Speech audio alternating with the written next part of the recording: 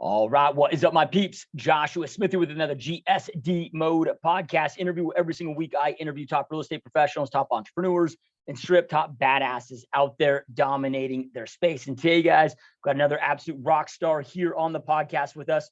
So our guest today, guys, just to give you a quick backstory, and we'll go deeper into this once we jump into the interview here. But, he started off his real estate career, if you will, at the young age of 19. Got into real estate just as a way to go out there and pay for college, and started off doing that by helping students lease apartments. And again, it just helped put his way through college. But then after graduating, made the decision to, even though he had this college degree, to jump into real estate full time. Saw a ton of opportunity there, even though friends, family members thought he was freaking nuts going down that path. Decided to stay true to that. First full year in real estate. So this is as a we'll say a new agent, even though he'd been licensed prior getting through college, but as a full-time career agent, if you will, was 2020, right when COVID hits, all of that, but figured it out. Ended up doing 6.8 million in gross volume sales, getting rookie of the year. Second year, which was last year in 2021, did 16.6 million in gross volume sales. And this year, which is his third full year in 2022, halfway through the year's already done over 13 million in closed volume sales, over 10 million under contract. And this young dude is just absolutely crushing it. So Andres Bustamante, welcome to the podcast, my friend. Thanks, Josh. I really appreciate that introduction. Yeah, man, I'm stoked to have you on, dude. I love when I just see young badasses like yourself jumping in here and doing big things, dude.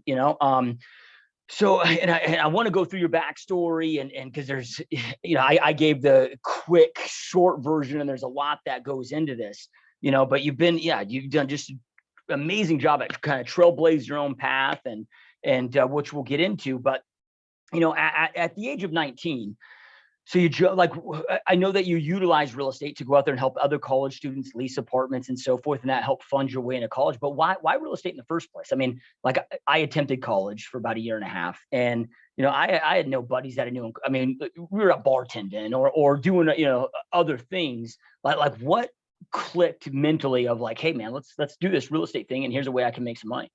The reality is I didn't really have that figured out.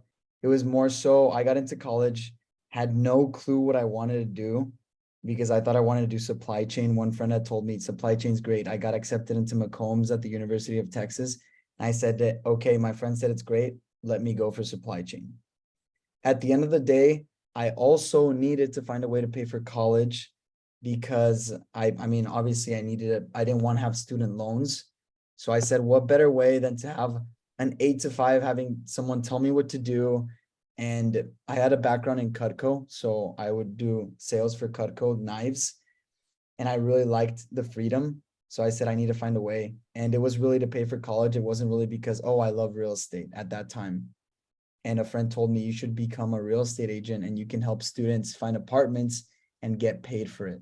So it was more so out of a necessity. To tell you the truth, I didn't have it figured out, but I was like, if this can pay for it and I can do it based on my own time and not having a boss, I'm going to go all out for it. Yeah, love it. So, this might seem like a silly question, but why college in the first place? Like, it sounds like you didn't really know what you wanted to do. Was it just social pressures? Like that was the thing that we're supposed to do? Yes, my parents are from Mexico. And I feel like in Mexico, there's a lot of like kind of that construct of you, in order to be successful, you need to be in college, need to be educated, need to follow the social norms. And my parents would always like, Andres, you have to study this. You have to do that. Not that that's bad. They always want the best for us. It's just the limiting belief that we're born from. And then it's instilled at an early age. And I was like, hey, you know what? Almost everyone that I know has gone in college and successful, but successful is a relative term. And it was just, I need to do college because people are telling me to do college. So did you continue then on the supply chain management kind of path? I did.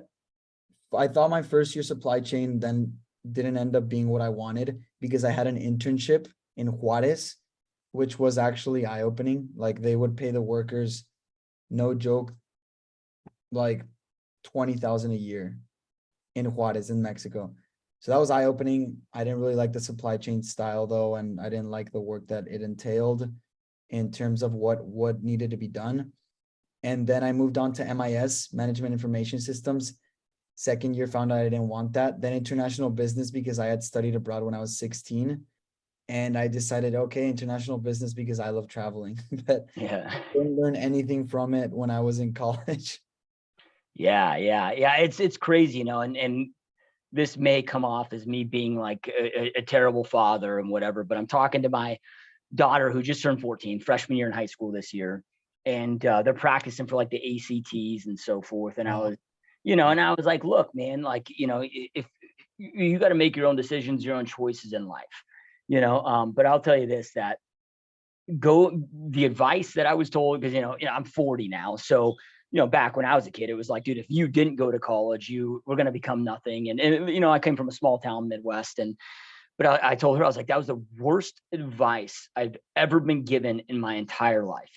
Absolute utter waste, worst advice ever. So, don't feel those pressures, but it's crazy that they still exist today, and so forth. So, well, then like, what was it, your junior year that you ended up, because you're doing leases to, again, and I've heard you on other podcasts talking about, being a great son, not wanting your parents to have to accumulate debt or have to pay for it. You didn't want to accumulate debt, so you're, going out there and hustling your ass off to put yourself through college.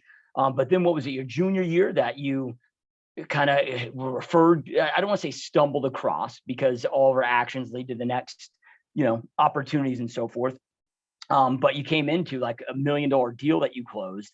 And then was that like the light bulb moment that you were like, oh, damn, like this is, yeah. Yeah, I was doing leasing, like I said, and I was part of a lot of groups. I was part of the soccer team, played soccer in college for a year, part of business fraternity, social fraternity. So I had a lot of people, and I started learning about the referral business, to where if I do a great job, they'll refer me over to other people. And this person, she's like, so good friends with her.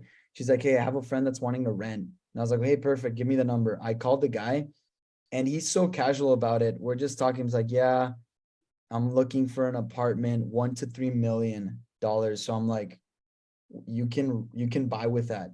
And he told me, yeah, I want to buy. And Andrea, which is the friend that referred me over, told me that you can help me buy. And I said, okay, yeah, I can definitely help you. Kind of asked a few other questions, and I hung up, and I was like, yeah, I'm not going to be able to do this. In my head, that's the first thing that came up, like limiting belief. I'm like, I'm 21 at that time. I haven't had a sales experience, and who am I to help someone of that caliber? So limiting beliefs came in, but I said, you know what, screw it. I'm going to learn as much as I can. I partnered with the best agent of my company, and we helped these people close on a $1.1 million condo at the Independent downtown Austin. And I got like a $30,000 commission check at 21. So I was just like, wow, can I do this for more people? Is this a possibility? And I was still in college. So I remember the day I closed on it, my friends were having a party, and I bought the keg for them because I was just so happy. Yeah. So then, but that was your junior year, correct? Yeah, that was my So, dream.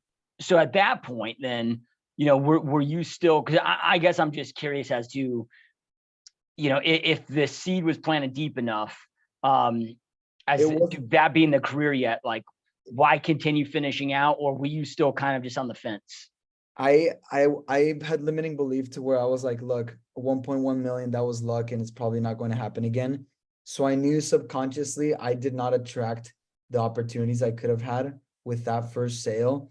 And I was like, no, you know what? I'm going to continue renting and just do school, because I mean, this is an unstable job. That was in my head when I was younger. This is unstable, and if I do not close, I'm not going to make money. So it was not really planted deep in me. It was just, oh, this is a possibility now.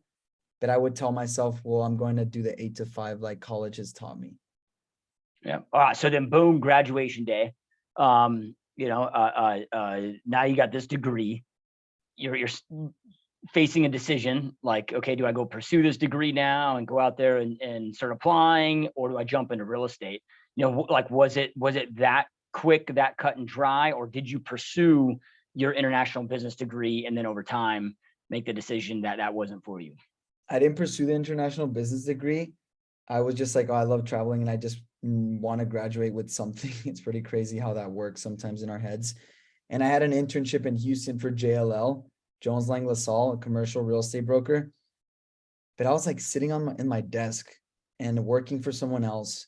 And they offered me a job, which was like my dream job in my head. It was an 8 to 5 financial analyst. And through that internship, I was like, dude, I don't want to be sitting down and working for someone. And just every time them telling me when I can go eat, what I can do. That's when it started, when I had that internship. And when I graduated college, they offered me the job.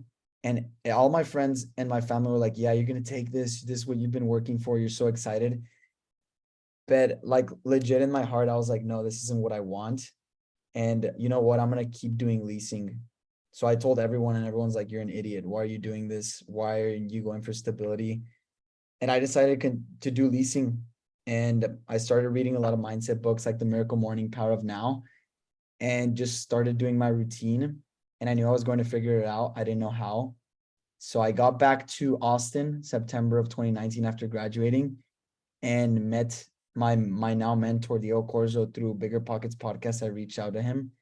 And then I got on his team, and that's what really changed everything.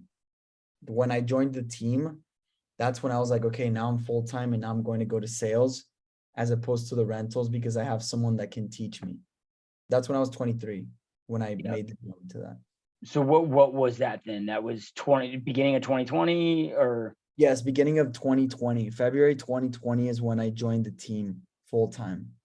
Okay. Well, and then, you jump into that, you're stoked about that. And then a month later, the world kind of changes, like we're all shut down and, things shift. So with that, and I have some follow-up questions too about, the team thing, because a lot of questions I get is, should I join a team, not join it? We'll go into all that too, but, I'm just really want to stay on your journey here for a moment. A lot of people, dude, we're kind of crushed. And I'm not even meaning financially crushed and so forth, through that. But a lot of people are mentally crushed, or, like now you got this excitement, you turn down this other job, then all of a sudden the world gets shut down. Like walk us through that kind of that first year journey, what that was like. Cause you still had, your first full year in the business. I mean, 6.8 million, dude, I know a lot of realtors that have been doing this 5 years and haven't been able to build up that on an annual production yet. Thank you. I appreciate that. And yes, just so much uncertainty. COVID happened. And in February, when I had met with, it was 2 business partners at the time, Victor and Diego, we're like, dude, yes, this is going to be great. This is your roadmap. And we met for like 3 days and like planned out what I was going to do. I really enjoy networking. So I was like, I'm going to hit the networking events, hit all the meetups. And that's my main source, and maybe sphere of influence as well. And then honestly, like 2 weeks later, COVID, and we can't go out and there's uncertainty. So my friends and my parents were like, we told you should have done this and that. And that's when I was like, oh shit, should I have done it? But I said, you know what, we're going to pivot. I was like, I hope I'm successful. I still believe I will be, but then that doubt starts coming in, especially with something like COVID. My first full year was right when COVID started. So I'm like, shit, I thought networking was going to be the main thing. And now I have to completely figure something new out. So I decided just kind of to start telling my story and kind of documenting. It's like, hey guys, I do not know what's going to happen, but I'm going to keep going at this and I'm going to figure it out. And the first way to figure it out was, if I am telling people to buy and it's a great investment, why am I not buying? So I bought a property with only $1,000 deposit. It's a new build. So I got it with a $1,000 deposit. My friend Diego, he had told me there's a house, this great house, you should go look at it. A day later, I go look at it. Within 30 minutes, I have it under contract. And once I closed on it, I was living in the master, renting out 3 other rooms. That's called house hacking. So I was covering my mortgage and making about $300 of cash flow, which is great. I made my house an asset. The important thing about this is, yes, I made an asset, but what did I do with that? I started telling my story. Look, there's uncertainty. I didn't know what was going to happen with COVID. Let's do it. You know what? Worst case, I have a house that I can sell maybe later on, or maybe just rent it out, whatever. So I told my story and I said at 23, I didn't know what I was going to do, but I was able to buy a house with 5% down, whatever. Then that's when people started relating. It's like, oh, wow, he's this age. COVID had just started. You can get in on a house, just educating. And that's when a lot of people started reaching out. And then I started getting more closings through telling my story on podcasts, through educating people. And really my sphere reached out. And yeah, I mean, through that year, as hard as it was with COVID, I started developing systems and really talking to my target audience anytime I was on Instagram stories or anything else. Yeah, that was going to be my follow-up question is, when you mentioned telling your story, because this is COVID shutdowns, you're in Austin, Texas. I don't know if we brought that up prior, but just to give everybody some context there. But we had, and I don't know how Austin was. I think Austin and Phoenix were very similar, as far as shutdown periods. It wasn't as severe as some markets, but, we still went through, I don't know, several months at a minimum of not being able to network and so forth, so then sharing your story, social media, you mentioned Instagram stories, you mentioned jumping on other podcasts, but, like was it mainly social media based? Kind of, if you can just kind of go deeper into that, because I think everybody understands the importance. I don't want to say everybody understands, but hopefully they do now, or will after this podcast. But the importance of sharing your story, because the game of real estate is very simple. It's get people to know you, like you, trust you, be aware of what you do for a living, keep your message in front of them frequently. Your business continues to grow and expand. Well, they can know what you do for a living, but if they don't connect with you, if they don't have that rapport with you, they're not going to do business with you. And one way of doing that at a big level is telling your story. People need to know who you are to the core, and what your journey, all of that stuff. And obviously you were able to do that and articulate that in a very great manner that attracted people wanting to do business with you, reaching out to you. So can you kind of like break down what your strategy was to get your story out there, and what did that look like, daily, weekly? Can you just kind of give us some context there? For sure. And I really knew that it all starts with who's your target audience. I knew that my target audience was people that weren't really as educated in the real estate realm and that thought they were going to have to rent forever, around their 20s, millennials. Also, like I said, just graduated college. So there's kind of like similarities there, because I knew I had just graduated. I like being outdoors. I like sports. I like this and that. So I needed to find that target audience. I found it. Then I started kind of like just whenever I talked to the camera, I knew who I was talking to, oh, look, you don't have to put 20% down, and then I would show myself playing soccer. People want to relate. It's not just real estate related. Like there's a big misconception of, oh, just sold, put that all the time. I hate seeing that. I really like, okay, just sold, but what's the story behind it? What was the misconception before and what was learned? So when I had closings, I would really tell the story with my client's permission of the background, like, look, before this was what was happening, and this is how we went through it, and this is how they got educated, and this is what happened. So I'd try to do like that once a week. I would put stories every day. I'm at a new build. That there's a 10-to-1 warranty on a new build. You don't need to compete because you can get it with a deposit only. And then this is how you find the best new builds. So I did Instagram stories every day, and I do like a post maybe once a week or twice a week. And then I would like email podcasts like, this is why you should have me. And this is the story that people will be able to relate with, because I feel like it's more unique coming from college and then the new build concept. So I was reaching out to podcasts. I was listening to Real Estate Rockstars, Bigger Pockets, and reaching out to those people, those agents, so that they could kind of coach me and be like, this is what I recommend you do at such a young age. At 23, you're barely starting off. So I'd reach out to a ton of people that were on podcasts, and I kind of learned how to tell the story better by them teaching me of, look, it's not just sold, but make it relatable. So the big thing here, I would kind of document the journey.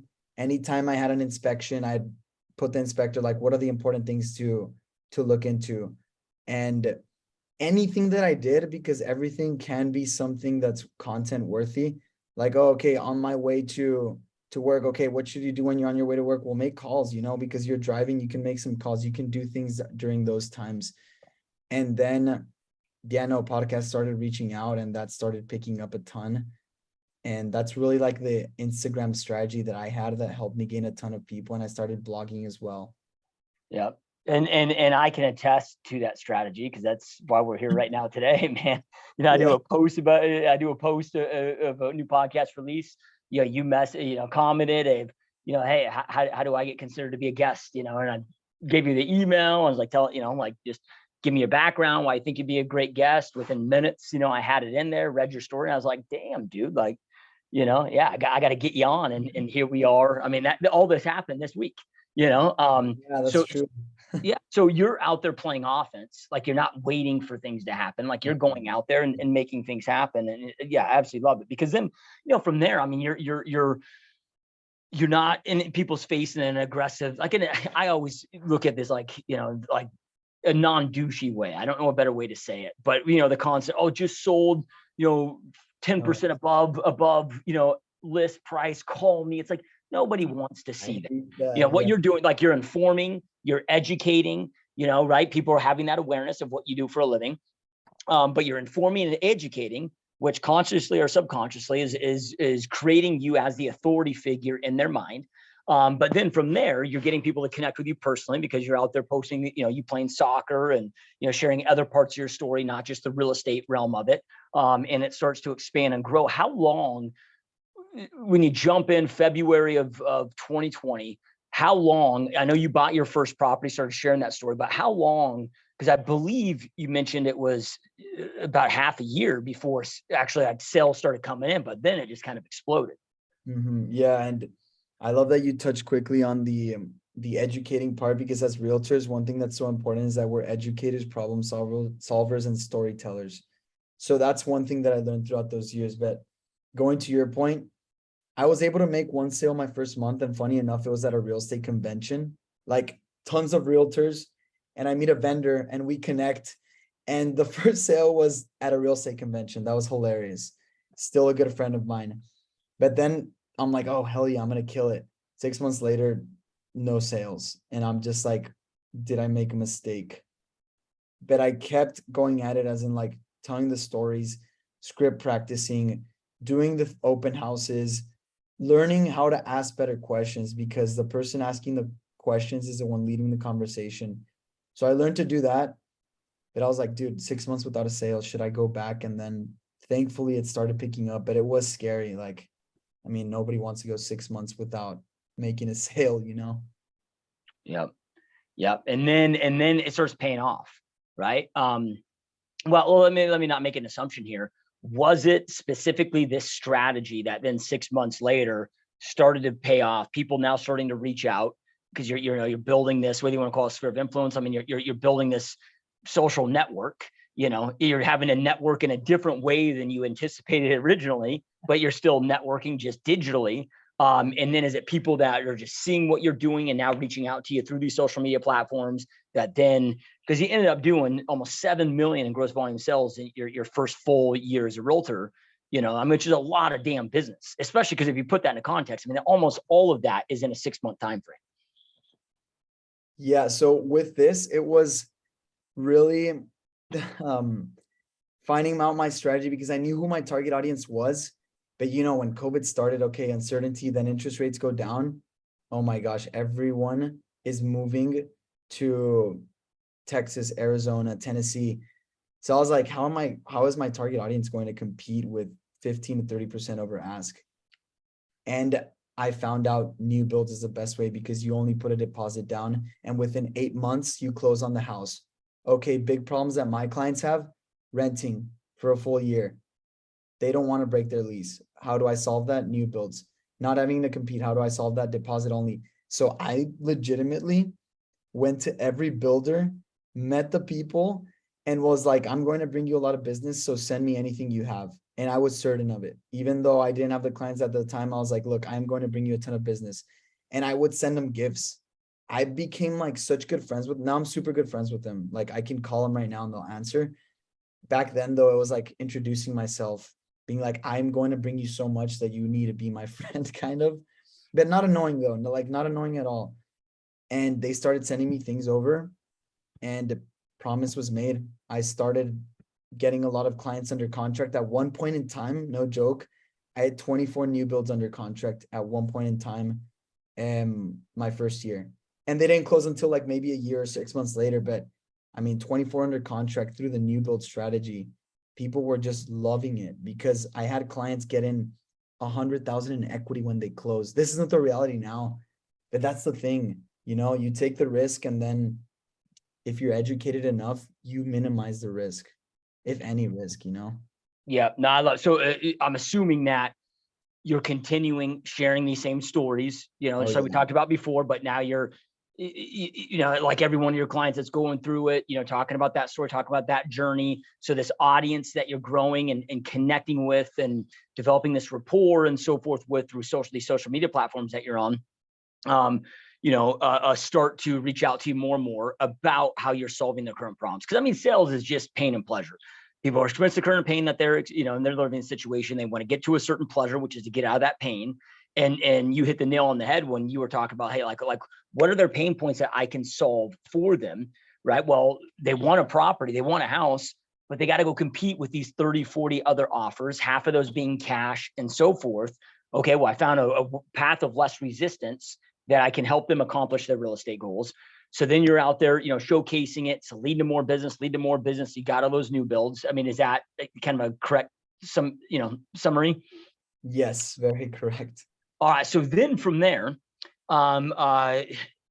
January 2022, interest rates, the Fed stops buying 60 to 90 billion dollars a month of mortgage-backed securities, and mortgage interest rates. We were at a 52-week low versus high. We were at like 2.9%. Now we're a 52-week high of like 6.3% roughly. I know that's not maybe what they are today, but but massive change there.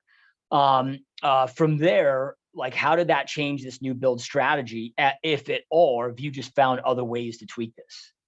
Well, nowadays it's more so just educating the clients and asking them the questions. Hey, look, how was the market a year ago? What were you seeing? Oh, well, we had to do 15% over ask and this and that. Wasn't it great now that on a resale property, you don't have to do that, and you can potentially have the seller pay for title policy, have this and that? How great is that? And that's when the education and the question asking come in, as opposed to telling people. You ask them questions so that they can find it out. It's not manipulating or anything. It's the reality of how it is. You rather answer it yourself than someone else telling you. So start asking them the questions. Now you can get in on a resale. Hey, and you can even do a new build if you have a lease.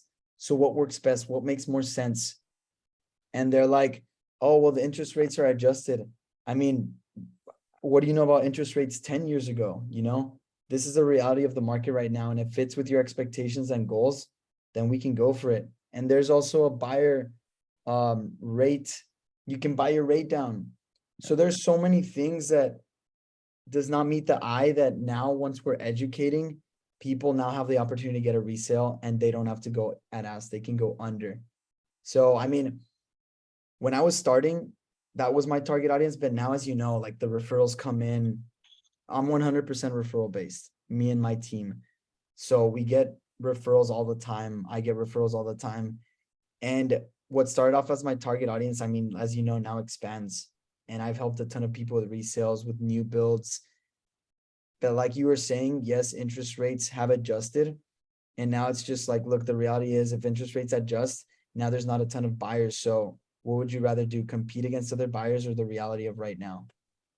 That was the Yeah, no, I mean, it's so true, because at the end of the day, it comes down to affordability. It's like, okay, a house that a year ago, or let's just say 8-9 months ago, would have cost you 800 grand. Today, and I'm just speaking to my market here in Phoenix, I could probably get that same house for 700 grand. So yeah, the mortgage rates have increased, but payments probably going to be about the same. Like when we start buying it down, and then from there, it's like, in our market here is unwinding faster than most. So I don't want to say that the same things happen in Austin or where anybody else is listening to this, but now we got these new builders that a year ago wouldn't necessarily even, they weren't offering great co-brokes. They didn't need us. Now today they need us.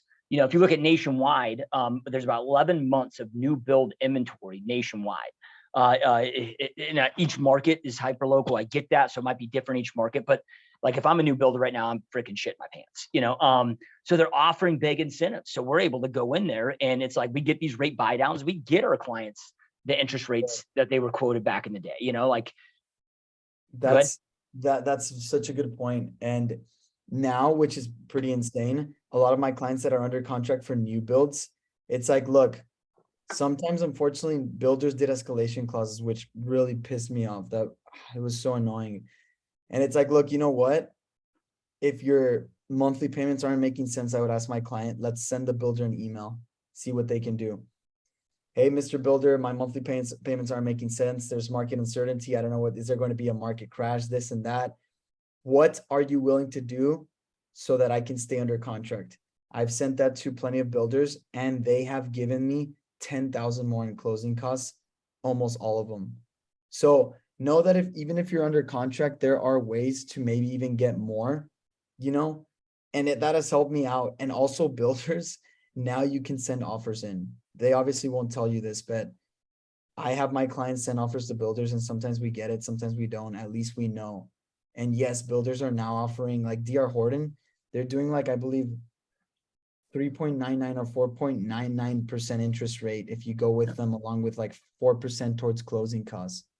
So there's so many incentives now that the market has adjusted that, I mean, it's just asking those right questions to get those incentives. Yeah, it's, I always feel like I'm young until I interview young cats like you. And I'm like, all right, I start to feel my age. But being back in this business in 2005, I've seen the different cycles from, now experienced, both of the biggest booms in recorded history, and I've also experienced the biggest real estate market crash in recorded history nationally. And I mean, there was a time when new builders got so desperate, it was not uncommon to see 5 up to 10% co-brokes.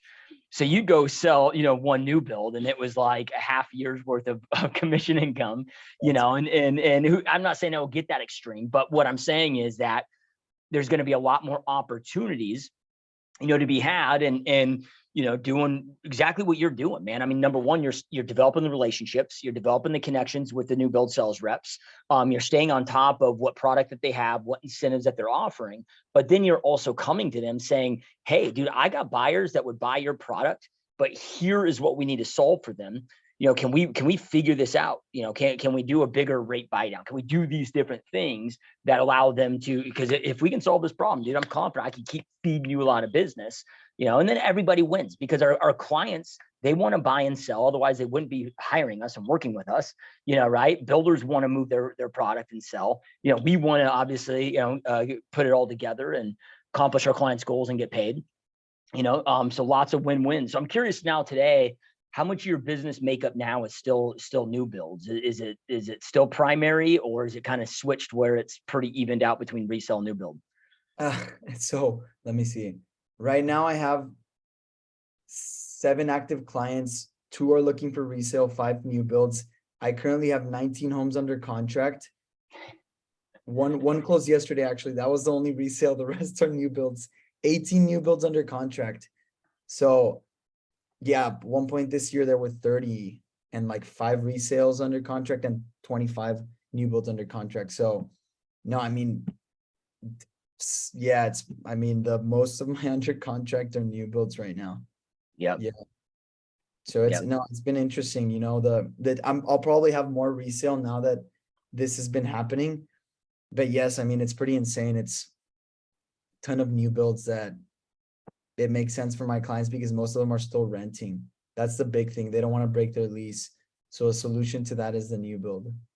Yeah. Well, I mean, if you look at the average nationwide builder right now, so we're talking, your Pulte's, your KB's, your DR Hortons, your Lennars, like they're anywhere between about 20 and 30% down on their overall stock price year to date. So you start looking at all of that, and then you look at cost of transportation, cost of materials, material shortages, cost of labor and labor shortages, plus with the inventory that they already have. I just read the other day that between multi-unit and single family attached, but we're at a 50-year high in the new build pipeline, from permits pulled to, what's still, fully done, that's sitting on the market, not sold, as far as inventory.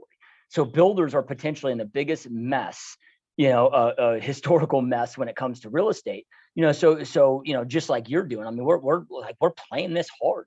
Like, we know that, okay, if inventory rates on resale right now, my market is about 3 months of inventory, but if new builds are in 11 months, they are going to be way more aggressive, and we're going to see more aggressive price reductions, and they're going to play ball harder. I hate to say this, but they're going to be more desperate to move product.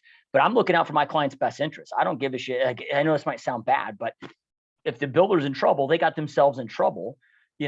Just like, okay, if I can go get a client a short sell or a distressed sell, yeah, I feel bad that the seller is going through that, but I'm here to get my client that I represent the best deal possible. And who knows, man? I mean, it depends on how much build product is in your market, but I'm guessing Austin is got a lot. This could be a wave that we ride for several years to come, dude.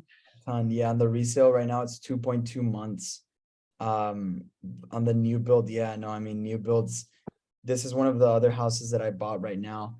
And I mean, there's Pacesetter and Milestone, other builders, and they have a ton of homes just sitting on the market. And now there's builder events like, hey, come, we're gonna get you drinks and stuff and all. It's funny seeing that again, because past 2 years you never saw that.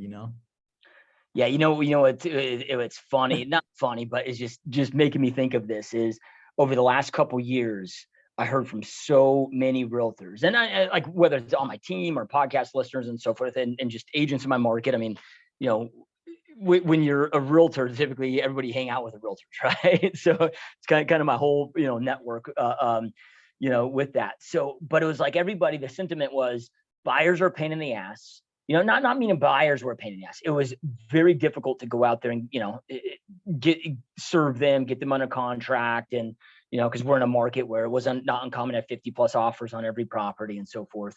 But everybody wanted sellers, but here you are, just kind of chugging along, dude, doing massive amounts of volume, focusing and serving what everybody else was complaining about, and you're killing it and you're crushing it.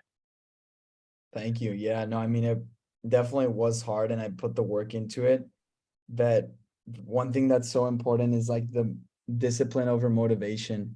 And I know you interview a lot of people that are like into the health and the fitness and whatnot. And I do have to say that has been a huge part in the success that I've had. Having my morning routine. You don't have to have a morning routine. You don't have to wake up at 4 a.m. No, none of that. I do enjoy doing that. That's me. But it's just more so the habits you develop by doing that, and the fact that you follow through with your word. That's the biggest thing about the morning routine, I feel, especially as an independent contractor. So through that, I was like, okay, this was my second year. How am I going to be disciplined to do what I say I'm going to do in order to become a better version of myself and also help my clients better out? So I did 75 hard.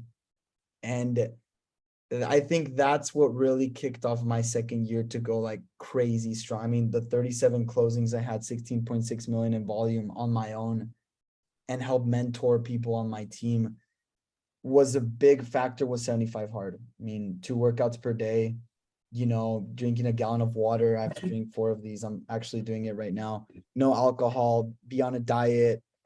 As a realtor, you have to realize no alcohol is like almost impossible, but you see me there with like my red Solo cup and water in it. It was pretty hilarious. But that was like, I need to do 2 workouts. So I need to find time to do 2 workouts and also find time to do my job. That was what really developed the discipline and kind of the grind to be like, okay, I'm going to be successful.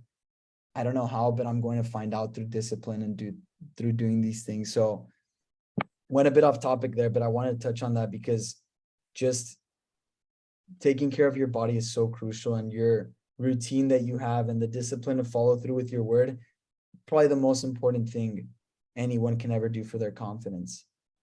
Yeah, going from a guy, and yeah, I can only speak to personal experience, but being a guy that used to be, dude, I used to be almost 300 pounds. I used to be morbidly obese, and during the when my health was at its worst, it was when I was most depressed and down and least motivated and so forth. And the times where I feel the best is not when I've been the most successful in business. It's not when it's had a direct correlation to how my health is situated.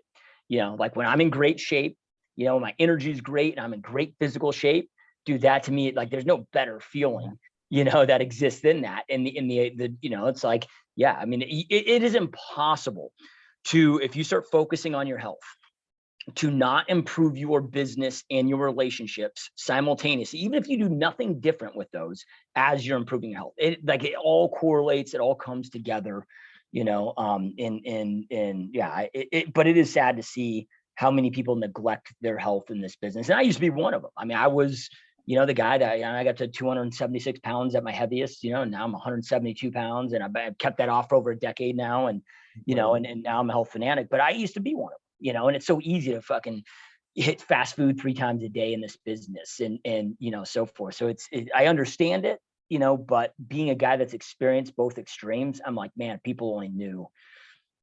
If only you knew what can be, but you don't have it because it's like, you want the reward right away, and it's not going to happen like that. But oh my gosh, it's been such a game changer.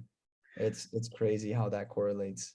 So when you say discipline over motivation, because I think that this is really, really important to go deep into here, because I don't want to make an assumption, but I think that we align with our philosophies here. But I want to understand what you mean by that. And, because like, I see so many people that are just seeking motivation. And I'm like, dude, like, motivation is temporary. It doesn't last. It's, like, dude, I'm more days than not when I wake up, I'm not motivated. Oh, But it's like, I'm not going to let that then determine and dictate my success.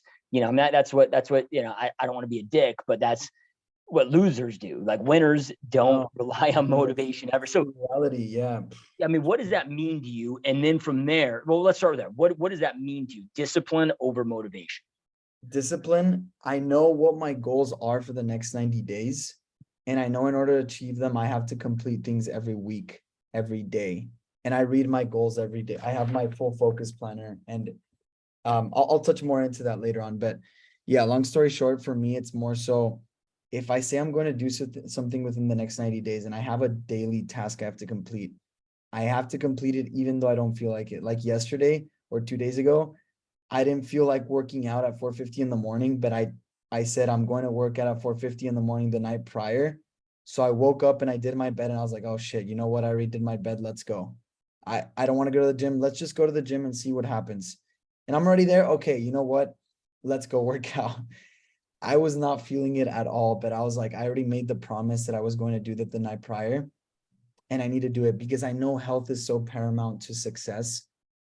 And if I don't go work out, well, do I not want to be successful? What am I valuing more? And that's how I break it down, kind of like, if I don't work out, I value being unhealthy more over being healthy. And is that the life I want to live? Because motivation, I just went to Mega Camp, this Keller Williams event, with like thousands of agents. And it's like, yes, do this, go do this. Like, it's so much motivation, but I know in maybe a week, maybe 10% of the people that heard their stuff are going to implement it. Like, what's pushing you to do it? Why is that important to you? What's your big why? Sometimes that helps to follow through. So it's the follow through and keeping your promises that for me is the discipline over that dopamine with one day of hearing someone that motivates you and you're excited, but you're not going to be motivated every day. I can assure you 100% of that. Yeah, 100%. So it sounds like the importance there is, because I mean, discipline, the way I break down discipline is, it's just you being a disciple to a plan. That's all it is, right? And what's a disciple? Committed, loyal follower. I mean, most people, when they hear the word disciple, they might think of Jesus. Well, Jesus had his disciples, committed, loyal followers. So then from there, when I'm looking at this for my own life, it's okay, well, I got to be then a committed, loyal follower to a plan. So then from there, I got to, number one, have then clarity on what is that I want, why I want it, why it's important to me. Otherwise, I can't find the right plan. So I've found like the key to discipline is, number one, being sold on what your dreams are, what your goals are. And then number two, being sold on, you have identified the right plan to get you from where you're at to where you want to go. And if you got those two things in order, then it's pretty damn easy. Because all you got to do really to be disciplined is just follow the damn plan that gets you the life that you want. But I mean, more people today spend more time designing a grocery list than they ever do their life plan. So then they just wander life aimlessly. That's so true. There's a big misconception. Oh, I need to have everything right, this and that. No, take action. if you really truly want it, the universe will bring it to you through dedicated action. You can't, okay, you also have to have like some set strategy, but it doesn't have to be all figured out. And really the universe will most of the times bring it to you. I know some people are like, oh, the energy and this and that. I really believe in the energy that the universe has and all those type of things. Even though before, if I heard that in college, I'd be like, what is this guy saying? Yeah. Yeah. Is this something that you've always been kind of wired with, because I mean, it sounds like, I mean, you mentioned earlier, correct me if I'm wrong, but your parents are originally from Mexico. Yes.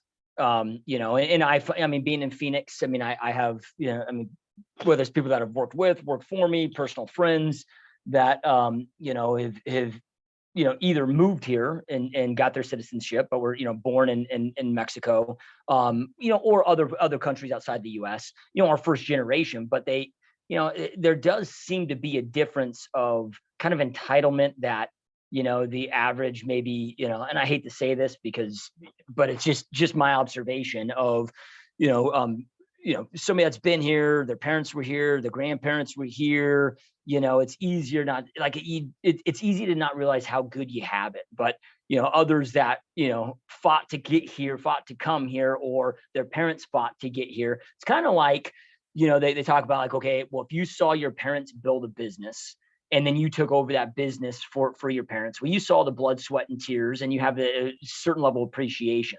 But it's usually the grandkids that come in that inherited the business when it was already thriving, already successful. They kind of were growing up with a silver spoon that ended up fucking everything up. Yeah. So like, was it something that like was ingrained into you from your childhood that you were raised of? Because I mean, putting yourself through college, not racking up the debt, not letting your parents do. I mean, plus you were an athlete. Sounds like you've always had this element of drive and discipline. Is this something that was innate that you were born with, or that you had to learn over time? Definitely learn over time. I mean, yeah, no, through sports, playing high school soccer and then college soccer, that helped me. And then just kind of realizing that at the end of the day, if I don't want to be in a situation, I have to change that. And I really dislike when someone says they're going to do something and they don't do it. Because I had some situations where people were like, yes, I'll help you out with that and this and that. And it didn't happen. And I was just like, why isn't this happening? And how can I change that? But I realized, look, I can't change it. What I can do is change my mindset. And I read Extreme Ownership by Jocko Willink. And I was like, holy shit, take extreme ownership of everything. And the best you can do is your expectations, and what you do is kind of more so based on your perspective. What you can change is your perspective, and you can do your best. You cannot change anyone else if they do their best. If they don't, and you're not going to live your best life if you're waiting on people to do things and just, unrealistic expectations. So take extreme ownership of your life. And I think that's one of the books that really helped me realize that, through reading books and just through going through life. You know how it is. I was like, I just have to take extreme ownership. And if I want the best, I have to be putting out the best. So that book, Extreme Ownership, helped me a ton. And I have it right here in front of me. It's one of my favorite books, along with the Four Agreements. Yeah. Those books were like game changers. When I started taking extreme ownership, that's when I was realizing I'm the one that kind of has to change as well, Yeah. Yeah. No, I love it, dude. Love it. Awesome stuff, man. So, you mentioned earlier that you joined a team. I don't know. Are you still currently part of that team? Yes, still couldn't. Now I'm a business partner with them. Yeah. Okay. Awesome. Awesome. Love it, dude. So, a question I get asked all the time from whether it's new agents, and I shouldn't even say struggling agents. I mean, it tends to be more from new agents and agents that are having a difficult time succeeding on their own at a big level. But it can be others that ask me this question too. But like should I start on a team? Should I go on my own? And then if so, because it sounds like starting on a team was the right path for you. Otherwise you wouldn't still be there. But then from there, it sounds like you also made sure to align with, the right team. So for those that are, maybe kind of contemplating that question in their minds, share with us maybe what the benefits and the experience has been like for you, the impact it's made on you and your overall business and your journey. But then also like what you have found to be key things to make sure that it's the right team, because they might be a great team, but if they're not great for you, it's just like, when people ask me about brokerage, I'm like, there is no best brokerage. It's about identifying what is the best brokerage for you, with that. So can you, kind of add some context, break that down for us? That was perfectly said by the brokerage. And the joining the team was a game changer. Look, I knew I was going to be successful, and not like bragging or anything, but I knew I was going to be successful. But I was like, when and how is it going to happen? I did not know. It would have probably taken me way longer, And no, it's success is a relative term. So like I'm still growing on this side of things. But finding the team, the benefits, oh my gosh, far outweigh any, but they're going to be taking this in commission. No, they're not taking, they're helping you. That's what the help is for. So I was able to shadow them. Like every day I would contact Diego or Victor, like, what can I shadow you with? This is what I'm going to help you out with. These are the problems you have. Well, this is how I'm going to help you solve them. So I provided value, and they provided back by being great mentors. Shadow them. Instead of seeing something as a mistake, they helped me change perspective a lot. Instead of seeing something as a mistake, as in, oh, well, you recommended this inspector to your client and they didn't find the roofing issue, and now your client has to pay $7,000 out of their pocket because that's what happened to me my first year. No, take extreme ownership. Andres, you hired the inspector. Unfortunately, that was not the best inspector. Okay, I hired them. I'm going to pay you those $7,000. So like, look, Andres, you learned a lesson from that. So changing that perspective. Okay, I learned a lesson. Not making that again. Having transaction coordinators. I would do all my contracts my first year and everything, but now being able to leverage that, like they take care of everything that is not going to produce me money. Those transaction coordinators. Also the network that they provided, being with high level individuals and kind of lifting up your mindset to where I was like, wow, I mean, everything's just so relative, you're successful based on who. And that's what I kind of started realizing. I was doing well, but then when I hang out with these people, I'm elevated now. So that network was incredible. Just getting to listen on those things, and then kind of the reputation. I was able to do open houses for all of my business partners, and that's how started getting a ton of traction. So the mentorship was invaluable. It was incredible. And the ways to find like-minded individuals to get a team, because I recommend any new agent, whenever they reach out to me, I'm always like, this is the best thing you can do. Get a team and get a mentor. The most important thing here is looking firstly into yourself. What are your top 5 values? Write them down and write down why they're important. And then realize when you're interviewing teams, because it's a dual interview. It's not just them interviewing you, it's you interviewing them. Asking those questions to kind of delve deeper and have clear expectations, never make assumptions. Will I be able to shadow you? How does this work? How many people are on your team? You rather have a smaller team than a larger because they might not be able to dedicate as much time to you. How do the splits work? Yeah, okay, that's somewhat important, but I rather focus on the learning that you're going to get. What expectations do you have from me? So having everything clear, that's how you can really find a team that makes sense. And through the values, like reach out to people that they've helped before. If they have Google reviews, reach out to those people on the Google reviews. How's your experience? And you'll be able to find out if that's the right team for you. Yeah, no, I love it, dude. All right, so then, okay, I mean, you got this amazing team that does help support you, from mentorship to, support staff, and so forth. And I think earlier that you mentioned you had 16 deals under contract, or was it 13? I can't remember. Currently right now? Currently, yep. Currently, I have 19 deals under contract. 19. Okay, I was off. Sorry. 19. Yeah, I mean, that's I don't care. If you have full-time listing coordinators, full-time transaction coordinators, that is still an insane amount of business to balance. Because I mean, you're still out there doing the things that got you those 19 clients. Like, it's not like your lead gen, lead follow-up, and all that stuff goes away, because otherwise your business is, doing these roller coasters. Then you're having to, serve all those 19 clients. And, so like, kind of walk us through, like, what do you do to manage such a big pipeline? Yeah. So I have this website called Trello that I manage, like under contract option period, which is like the inspection timeline in Texas. financing, appraisal due, and I move them all every Monday whenever things have happened. I don't do it like sporadically. No, every Monday at 9 a.m. once I finish all my workout and everything, I send a message to my 1900 contract. What can I help you with?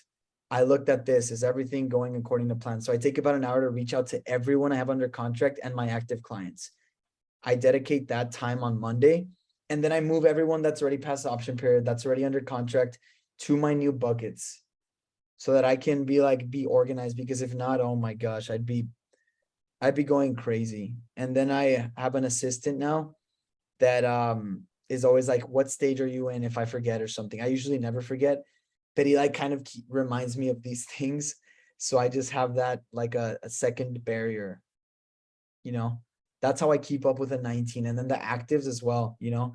The actives, I always, whenever I do a buyer consultation, I ask the right questions, like, what's your goal with the purchase? You know, does it match the expectations nowadays? How soon? And those important questions that I ask, and I put that down on a document. And then from there, I kind of revisit every week with them on a Monday. Yeah. Yeah. So I mean, it sounds like you got, great systems, great processes, and great support, to help you go out there and manage it. And plus, in addition to all that, you're working your ass off. All right. So then from there, what are some of the things that you from, kind of a system standpoint, as well as, is you're continuing, these social media strategies, because it's one thing for paid strategies versus, going out there and building these organically, like posting reels, stories, posts, all of that stuff, because like a paid ad, like I can just go create the ad and I can have an evergreen ad maybe running for, 18 months, which still takes a lot of follow up. And there's other things, to that, but, man, it can be hard to stay on top of that and be consistent with that. And to also do it where it's intentional, it's effective, and you're not letting social media kind of be that time vortex, where it can distract us and become, an enemy instead of a friend. Like what do you do, like an average day, or like how do you structure that to keep that going and utilizing that as such a big net positive? The average day, really, it's just so sporadic, but what I will do, wake up at 4:50 in the morning, do my miracle morning. By 8 or 7:30 a.m., I'm done. And I already know my top tasks that I have to do, so I focus on my top tasks. Then I'll probably go reach out to my sphere of influence, go show homes, negotiate up. It's just so sporadic. I'd say more so how I keep getting referrals, and I might get one or two per week, is by really being intentional about my relationships. So when I meet a new client, I ask them for their birthdays, and I also ask them kind of things that they like, so that by closing, I know what gift I always allocate $500 for a gift. Yesterday, we had a closing for some clients. I bought them a Roomba, which they really wanted. And then I bought their daughter a little toy, and I bought their dog a toy. I knew they had a daughter, I knew they had a dog, and I knew they really wanted a Roomba. But through being intentional about my conversations, and they were over the moon. They were so happy when I gave them these gifts. Then on their birthdays, for example, it was a client's birthday 2 days ago. I sent him some cookies and I sent him a card. And they're like, holy shit, like nobody really does this. So I'm very intentional with relationships and with really getting their birthdays, giving them calls and things like that, to where, like, no joke, like I said, 2 to maybe sometimes even 3 referrals per week, Yeah. which is pretty insane. So that's kind of how the system has been going through. And I know I didn't really answer the question of what I do day to day. It's just so different that it can be all over the place, meeting new clients at meetups. Gosh, yeah, there's never a set day to where I know what I'm going to do the day before, because the day before I always write down these things, but I don't really know like a week before Yep. or 2 weeks before. Yep. And I found that to be the key in real estate, because as much as we try to be proactive, we are in a very reactive industry. And, this is something I learned a long time ago from one of my mentors, Darren Hardy, but he was just like, never enter a day without it being fully committed to paper first. So it's, taking it day by day. And then are you still, are you still hitting social media really hard though? I mean, are you Oh still yeah. hitting the stories hard? And it really, then it sounds like, as your days change up so much based on that day, Are you just, is it just kind of, okay, I'm just whatever throughout the day, it's just, let me just document anything that I can throughout the day for these stories, or Yeah. do you, is it more of an intentional plan of, okay, every day I'm going to do 10 stories, 2 reels, 3 posts, or is it just kind of more spur of the moment? You're just making sure that you're still posting something, each and every day. The stories is really, now that I've gotten used to the camera, now that I really enjoy it, because before I didn't enjoy it. But one thing my mentor said, Patrick Ferry, he was like, dude, if you're not putting stories out there, you're not helping educate the clients that could have known and bought with you, and you're doing them a disservice. So you're being selfish. So that mindset shift really helped me. And then with the stories, like I said, there's always a moment to put a story. I'm going to put a story right after this, or like, hey, on a podcast. But the thing is with Instagram, I'll post probably a story every day. Then the structure is 2 reels, one on Tuesday, one on Thursday, and then an infographic on Friday. So now I hired a videographer and I do like bulk videos. I do like maybe 15 videos. I'm meeting with my videographer on Friday. Tomorrow, I forget the days. Yeah, tomorrow's Friday. Meeting with my videographer to do like 15 videos so that I already have them saved on drafts. So I do post intentionally when it comes to reels and infographics. 2 per week reels, and then 1 infographic on Friday.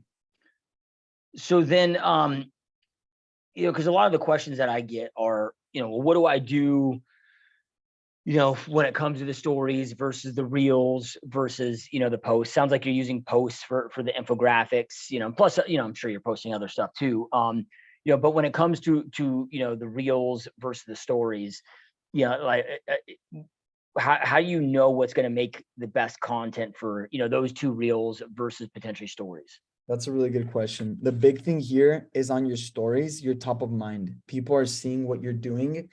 And hey, maybe you're not a freaking crazy top producing person, but the reality is everything is about perception in real estate.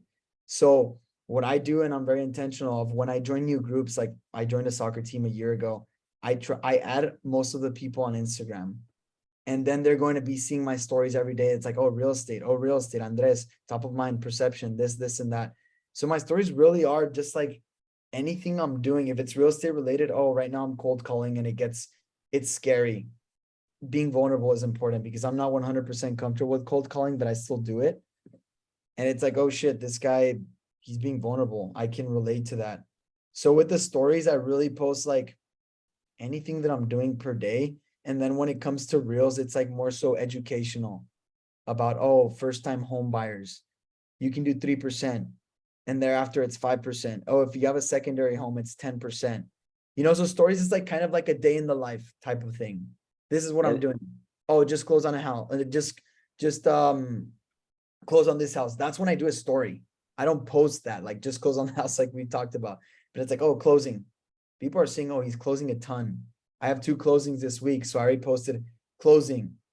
And then with my happy clients on a story, because those get deleted after 24 hours. So it's really documenting your journey through the stories. And anyone that's on your Instagram sees that and they're like, this is the go-to real estate person. You can ask any of my friends and you mention real estate and they'll say my name because I'm intentional about the stories and the reels I put on. And reels are like educational, to where I'm like sitting down here talking about it, maybe showing a house, showing tips, this and that. So if I got this right, your stories is almost like reality TV. That's just you documenting your life throughout the day. And you Exactly. don't keep it just real estate specific. You're like, okay, Yeah. hey, who's Andres, man? I help clients, sell and buy real estate, but I also play soccer. I'm working out. I'm, like, Exactly. okay. Exactly. So then reels are education. And then it sounds like your posts with your infographics are more like inspiration, motivation. The infographics, yes. And it's like a breakdown, types of loans, FHA, VA, USDA, Okay. conventional. Okay. Yeah, So the so infographics aren't like necessarily quotes. They're going to be more like market update kind of stuff. exactly. Not really, well, market updates sometimes, but it's more so like different types of loans, different types of the primary, the secondary, and the investment property. What do those entail? And yet, no, you hit it like right on the spot. That was great. It's documenting the journey. I'm gonna go run on a green belt today. I'm just gonna put running on a green belt. I see armadillos all the time, and I love those animals, dude. I like film them, and I think it's hilarious. So it's like legit what you would see in my life in the day, that's what it is. That was perfectly said. Yeah, no, I love, yeah, because I this was years ago, but I hit social media really hard. Now, this was before stories and before reels. So this was like back, I don't know, 2016, 2017. And between all platforms, I mean, I grew fast. I mean, I grew like 40, 50,000 followers, if you will, in that 12-month period. And I'm a hardcore introvert, so then it just Dude, hit me where it's just, dude, I could not tell, honestly.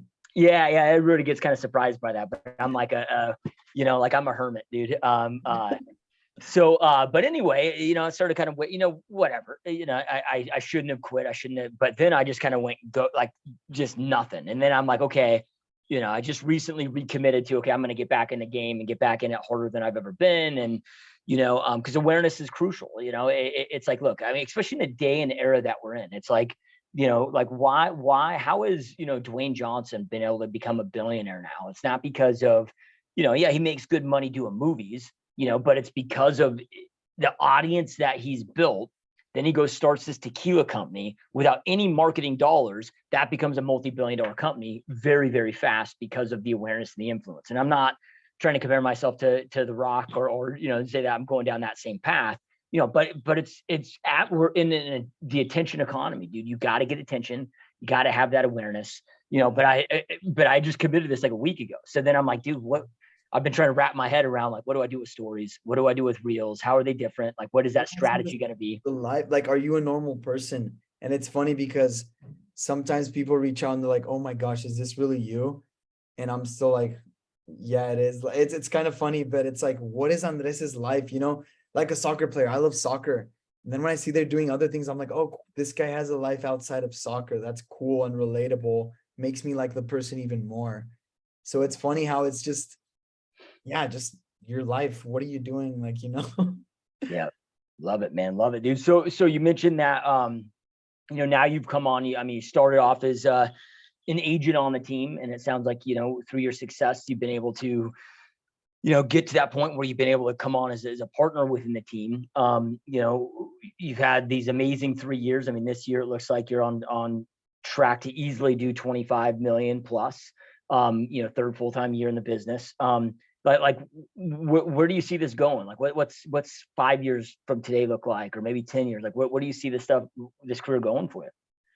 5 years from today, what I'm going to be doing is I'm going to stick with the team. I want to build probably a team under the team to have my 5 agents. I don't want to have more than 5 agents, and really kind of be able to decide who I want to work with. I am at that point where I can decide who, but I still don't want to be like, I guess it's still in my head that I'm like, I need to work with everyone and anyone.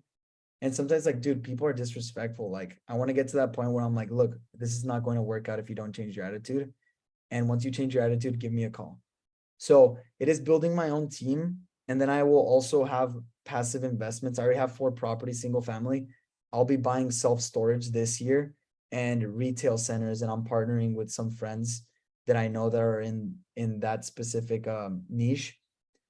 So it's going to be having that passive income through retail storage and having my own team. One of my really big goals that I want to accomplish very soon is being able to take my dad to an Arsenal game. I'm a big Arsenal fan, soccer team right there. I have no joke, 35 jerseys, Arsenal jerseys. I'm crazy with Arsenal. And my dad took me in 2008. And now I realize, like, dude, we're not going to have our parents forever. And I'm super grateful for things like that. So I really want to be able to take my dad and pay everything for him. And I'll probably do it either this year or the next, but that kind of gets me excited to keep going with what I'm doing in real estate. Like, dude, be awesome to be able to take him and give him what he gave me when I was 13. And I didn't realize how important and cool that was, So those things get me excited. And then one thing that also gets me super excited, I'm super into sports, is being like being known as the top Texan realtor for athletes. So I've been helping some of the Austin FC players, and I get super excited when I help them. That relationship, I've been building it for 2 years, a ton of no's, like no. Finally got a yes, and I did a great job. And they now send me people, which is incredible. And I just joined Keller Williams Sports and Entertainment, which is like the sector to where there's agents in every city, and those agents know athletes that are moving to those cities, so I get to help them out. So this gets me super excited, and that's really where I see myself, like big on the investment side, passive income, having a team of 5 agents, being able to take my father and my parents to travel without them having to pay anything. And then also just I think I mentioned that all. Yeah. Those are the things that get me very excited. I'm probably going to be staying in Austin. Yeah. Are you originally from Austin? From El Paso, Texas, border El city. Paso. Okay. Yeah. So you went to Austin for college and just fell in love with the area, decided to stay there. Yes, I've met so many people. It's grown a ton. El Paso is like super dry and there's not much to do around there. I mean, we go to Mexico once in a while. My house is 15 minutes from Mexico, so I can drive over there and just go get great food and see great people. But yeah, that's kind of where I'm from, and then where I got to 7 years ago. I moved to Austin, or 8 years ago, around there. Yeah. How has it been with God, it's been probably 4 years since I've been to Austin, and I've been there maybe half a dozen times or so, and it just always have a blast. It's such a beautiful city. Yeah, you have to let me know when you come. Yeah, for sure, dude. But man, it's you've had this explosion of growth from everywhere. I mean, it was exploding, way before all of this. It was, becoming, I don't know when it transitioned, but early 2000s, it kind of started becoming like the second kind of Silicon Valley, if you will, throughout the country. So you started seeing all this tech move there, but it's just continued to explode. And, how those changes been now at the expansion, especially over the last couple of years, there's so many people moving there. It's been insane. You can tell right away with the traffic. Skyscrapers.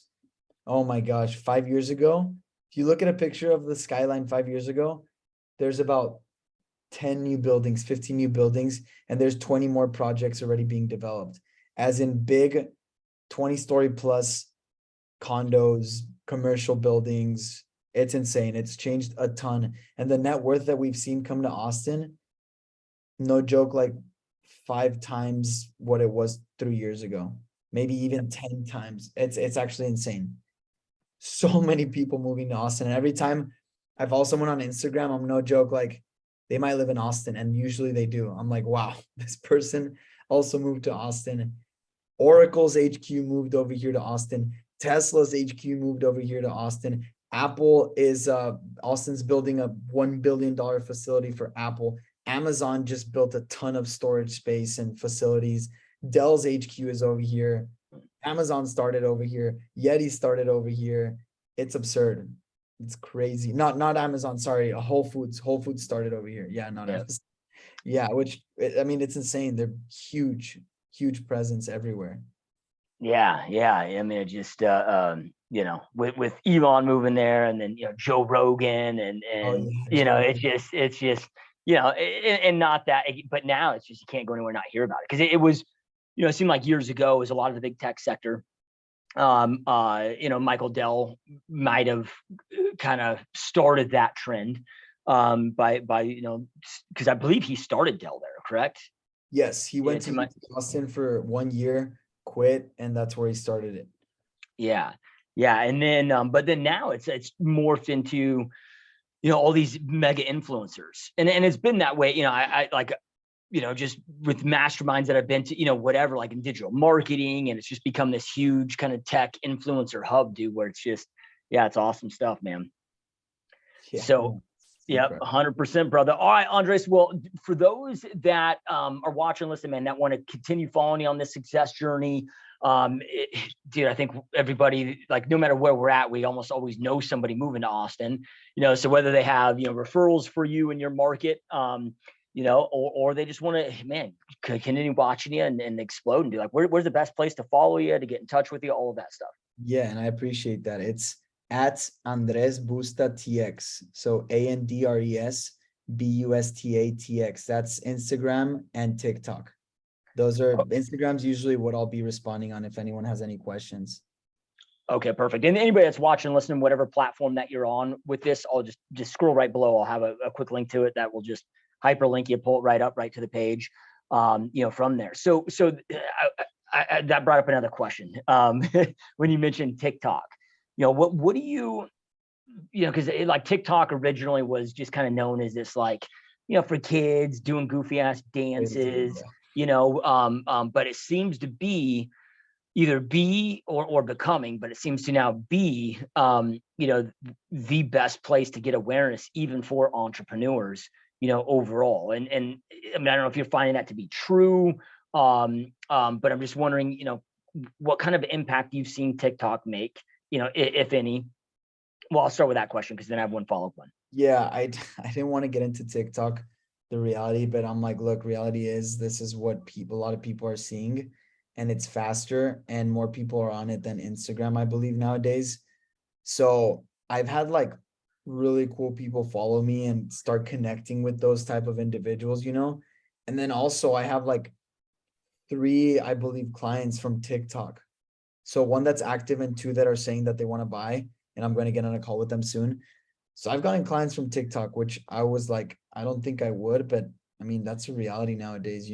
I have connected with incredible people through that because a lot of people are on that platform, and also getting clients from there as well. And I just repurpose the stuff I do on Instagram to TikTok. So it's not that crazy. Yeah, and that was going to be my follow-up question, because I've heard, I mean, it's all just vertical short form content. So when you look at TikTok, you look at Reels, whether Instagram or Facebook, and you look at YouTube Shorts, it's all the same, essentially, style content. I think TikTok, you can go up to 3 minutes or so, where some of the other platforms, it's only 9. Now 10 Yeah. minutes is insane, but I don't really think someone's going to be on it for 10 minutes. It's really a fast get hooked.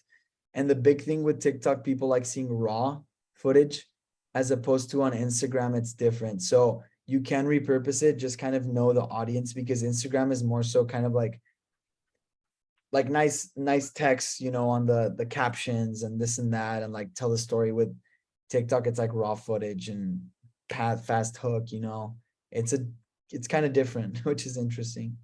Okay. So, but you can, and it sounds like you are, at least right now, just repurposing. Yeah. You might be creating it for Instagram, but then taking that same video, toss it on TikTok, and then toss it onto, Facebook Reels or whatever. Yeah. Yeah. Yep. Awesome stuff, brother. Well, Andres, man, dude, I truly appreciate you taking time out. You're busy to be here, dude. This has been a ton of fun, man. I'm just so damn excited for you, for your future success, man. You're an extremely impressive young man, dude. It's awesome to see what you built, but just, I mean, this is our first experience together. I haven't really communicated with you before this, but just the short time we've been able to spend together, man, I can already tell that you're going to do massive, massive things. And not just because of your discipline and your work ethic. I mean, all of those things, but you're also being very intelligent. When you started talking about, okay, I'm making this wealth, or I'm making money in real estate. Now, what's my wealth plan to utilize that money from? It's like, dude, I pissed away every cent for my first, 7+ years in this business. Like I was spending as fast as I could make it. I was living life. I was, not living. Shit, half that, my 20s, I don't even remember. It was just, I was being reckless with that. It took me time, to wake up, to be like, okay, I got to have this wealth plan. Like, you've got all these things already in alignment, and it's just awesome to see, brother. And again, man, I truly appreciate you being here, dude. Thanks, Josh. I really appreciate your time as well. Great podcast you have, and can't wait to meet up in person. Yeah, 100%. And those watching and listening, as always, we truly appreciate your support. Keep crushing it, keep kicking ass, and we will see you next time. Peace.